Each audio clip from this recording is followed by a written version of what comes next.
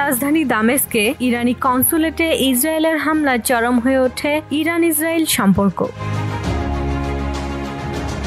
হামলা ইরানের শীর্ষ নেতা নিহত হয়, খেপেছে তেহরান। রীতিমতো ইসরায়েলকে হুমকি দিয়েছে দেশটি। এরই মধ্যে ইরানের হুঁশিয়ারির পর ইসরায়েল জুড়ে নিরাপত্তা ব্যবস্থা জোরদার করা হয়েছে। ফলে গাজার পাশাপাশি ইরান ইসরায়েলের মধ্যেও যুদ্ধের আশঙ্কা করা হচ্ছে। তবে সামরিক শক্তিতে দুই দেশের মধ্যে কে এগিয়ে রয়েছে বা কোন দেশের ক্ষমতা কতটুকু, এটাই প্রশ্ন।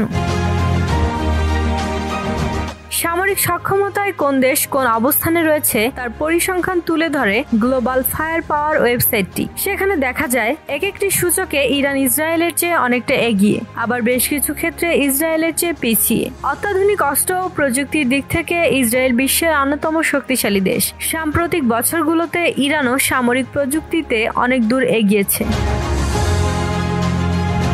ফায়ার পাওয়ার সূচকে 145টি দেশের মধ্যে ইরানের অবস্থান 14তম আর ইসরায়েলের অবস্থান 17তম।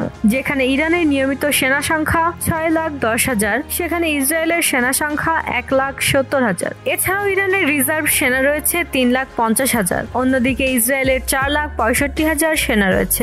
ইরানের আধাসামরিক বাহিনীর সংখ্যা 2,20,000। অপরদিকে ইসরায়েলের আধাসামরিক বাহিনী মাত্র 35,000। ইরানের মোট সামরিক উড়োজাহাজ সংখ্যা 551টি, কিন্তু এদিকে এগিয়ে ইসরায়েল। তাদের সামরিক উড়োজাহাজ 612টি।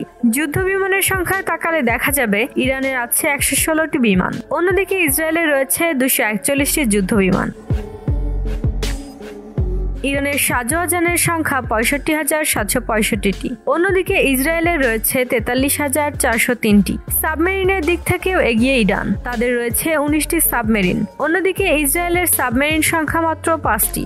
এছাড়াও ইরান ও ইসরায়েলের হাতে রয়েছে শক্তিশালী আকাশ প্রতিরক্ষা ব্যবস্থা। ইসরায়েলের আয়রন ডোম আকাশ প্রতিরক্ষা ব্যবস্থা বিশ্বজুড়ে সুপরিচিত। এর সুবাদেই বর্তমান যুদ্ধে লেবাননের হিজবুল্লাহ ও গাজার সশস্ত্র বাহিনী হামাসের রকেট থেকে নিজেদের অনেকটাই রক্ষা করছে ইসরায়েল। এছাড়া দেশ দুটির হাতে রয়েছে বিভিন্ন পাল্লার ক্ষেপণাস্ত্র ও হামলার কাজে ব্যবহার করা যায় এমন বহু ড্রোন। অন্যদিকে বিশেষজ্ঞ মহলে দাবি ইসরায়েলের কাছে পারমাণবিক বোমাও রয়েছে, তবে এ নিয়ে প্রকাশ্যে কিছু বলে না দেশটি। অন্যদিকে আমেরিকা সহ পশ্চিমা বিশ্বের সন্দেহ ইরানও পরমাণু বোমা তৈরিতে অনেকটাই এগিয়ে গেছে, যদিও এসব বিষয় গ্লোবাল ফায়ার পাওয়ার ওয়েবসাইটে উল্লেখ নেই।